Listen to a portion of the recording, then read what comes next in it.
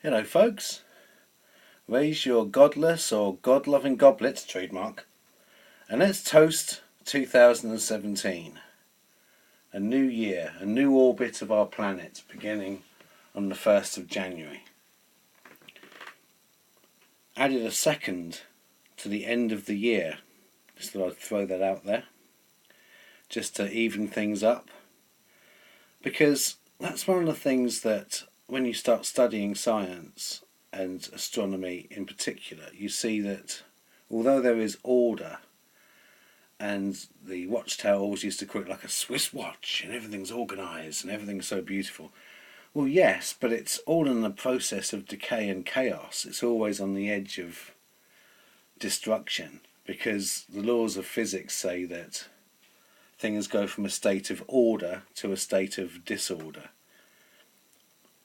That's a fact of the universe, and eventually, billions of years from now, the universe will just be so vast and the distance between subatomic particles so great that there will be nothing. But cheer up folks, that's not for billions of years yet. We can live out our lives happily and fulfilled, and so can our progeny, so no harm done. But when you examine how just something simple like the orbit of our planet has changes and alters, and the spins in our planet and the wobbles and the intricacies that have brought on ice ages, brought on a time when the whole surface was water. Our Earth has not always looked as it looks now, and it won't look the same in the future. And we are one of billions of Homo sapiens living their lives on this amazing planet at this time, in a universe so vast we can't even comprehend it, and expanding at an accelerated rate as we speak. Now those aren't negative things, but if you're still within the cult, and if you're still within that mind control, that will be a terrible thing, because you've been told that you're really important and you're one of a very small number of people who are hopefully going to survive into a paradise Earth. That flies in the face of that speciality. And yes, it does. We are just one of billions of Homo sapiens living on the planet right now.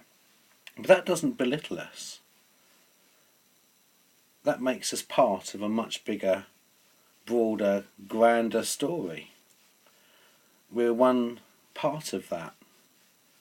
And so instead of alienating us and making us feel small, that fact should unite us. We are all Homo sapiens alive right now on the planet Earth, and we share a story, we share a journey together.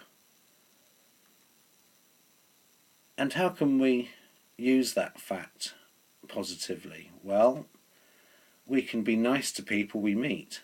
That's people we meet physically, old school, as it were, and people we meet online. We can be kind, we can be thoughtful, we can treat them as they are, a human being alive at the same time as us on this amazing planet. As far as we know, there is no afterwards. As far as I know, there is no afterwards. So when I take my final breath, as far as I know right now on the evidence I have seen, that will be the end of Rick Brooks' Excelsior. And I'm fine with that, because that's what's happened to every other human being before me. That's okay. Now if there is an afterlife, fantastic. But if there isn't, then isn't it beholding on people to attempt at least to get along and to live in peace with some dignity between each other? Because we only may get one go at this, and wouldn't it be nice if we could make that singular an exceptional journey a little bit nicer as we go through. Because you guys out there are the same as me. You feel, you have feelings, you realise situations, you pick up on things, you understand words and their power. And we've all been through a very terrible experience. And so my New Year's wish for all of you, and for myself, is to have the maturity, the dignity, and yes, the love for other people, not to pass on that pain and suffering to anyone else. To let it stop with us. Let it rest with us. And I hope that we can bury and walk away from the indoctrination we've received. Our minds are plastic, they are mouldable.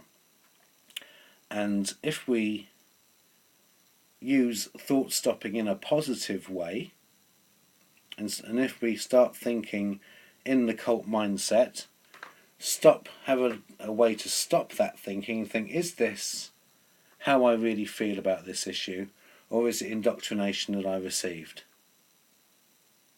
And start forming more positive connections, then that will help. That is possible. It is a lifelong task, it seems. But I am sure, like with anything else, the more we do it, the easier it will become. It's a new year with new possibilities. We've been through a very terrible experience.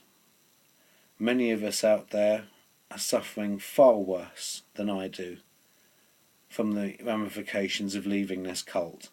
So to all those out there who are not in touch with their families, who've had their family connections and family loves and bonds destroyed, I am sincerely sorry for you.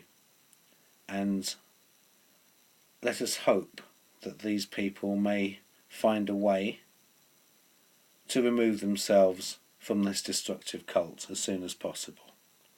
And if not, then know that there are people out here who care about you and appreciate you. There's going to be a reckoning for the Watchtower in 2017. Here in the United Kingdom, the Charity Commission is still investigating the New Moston congregation in particular, and all Jehovah's Witnesses in general, over their policies. The Commission, which I don't know what's going on with the leadership of that, is proceeding, I presume.